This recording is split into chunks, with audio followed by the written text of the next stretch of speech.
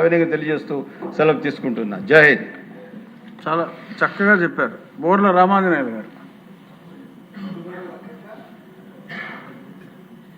ధన్యవాదాలు అధ్యక్ష. మన రాజ్యాంగ నిర్మాత డాక్టర్ బాబాసాహెబ్ అంబేద్కర్ గారు ఒక మాట అన్నారు అధ్యక్ష, రాజ్యాధికారమే అసలు సిసలైనటువంటి సాధికారత.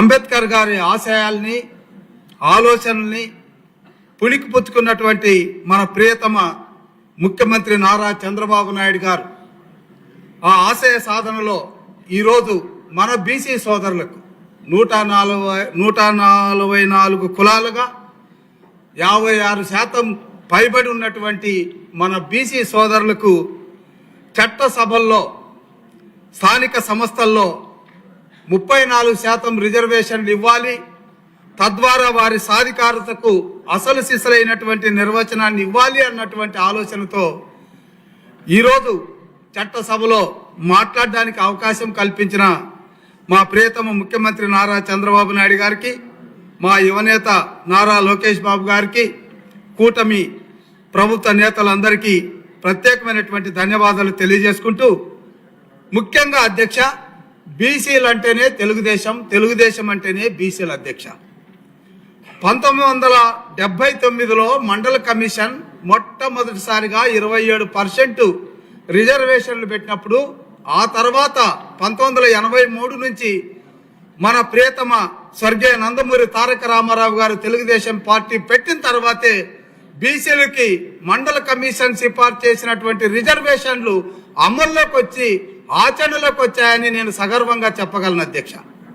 అదేవిధంగా అధ్యక్ష, 1993లో national commission for BCs quasi judiciary అథారిటీనిచ్చి కోర్టు అధికారాలని కట్టబెట్టినటువంటి ఆ కమిషన్ ఏర్పాటులో కానీ దాని అమలులో కానీ ఆనాడు స్వర్గీయ నందమూరి తారక రామారావు గారితో పాటు మన ప్రియతమ ముఖ్యమంత్రి నారా చంద్రబాబు నాయుడు గారు కూడా కీలకమైనటువంటి పాత్ర పోషించారన్నది యథార్థం అధ్యక్ష. అట్లాగే అధ్యక్ష, 2018లో బీసీలకు కాన్స్టిట్యూషనల్ అథారిటీ ఇవ్వాలన్నటువంటి ఉద్దేశంతో 102 అమెండ్మెంట్ ద్వారా 338 ఆర్టికల్ బిని అమెండ్ చేసేటటువంటి విషయంలో కూడా మన ప్రియతమ ముఖ్యమంత్రి నారా చంద్రబాబు నాయుడు గారు పోషించిన పాత్ర కీలకం అధ్యక్ష, చారిత్రాత్మకమైనటువంటిది అధ్యక్ష. మాటలే కాదు, చేతలే కాదు అధ్యక్ష, ఆచరణ ఒక్కసారి చూస్తే 2015-16లో మొట్టమొదటిసారిగా సబ్ ప్లాన్, బీసీలకు సబ్ ప్లాన్ ఏర్పాటు చేసి 1,20,000 కోట్ల పైగా నిధులను ఖర్చు పెట్టి 30 స్కీముల్ని ఇంప్లిమెంట్ చేసినటువంటి ముఖ్యమంత్రి కూడా నారా చంద్రబాబు నాయుడు గారని మనం సగర్వంగా చెప్పుకోవాలి అధ్యక్ష. అదేవిధంగా అధ్యక్ష, ఆదరణ పథకం పెట్టి 1 కోటి మంది బీసీలకు వివిధ పథకాలు ఇచ్చినటువంటి మహానుభావుడు కూడా నారా చంద్రబాబు నాయుడు గారు అధ్యక్ష. ఎందుకంటే అధ్యక్ష, బీసీలు కేవలం చేతి కష్టం మీద, కుల వృత్తుల మీద, ఆస్తులు లేకపోయినా అంతస్తులు లేకపోయినా సగర్వంతో సొసైటీలో గౌరవంగా బతికేటటువంటి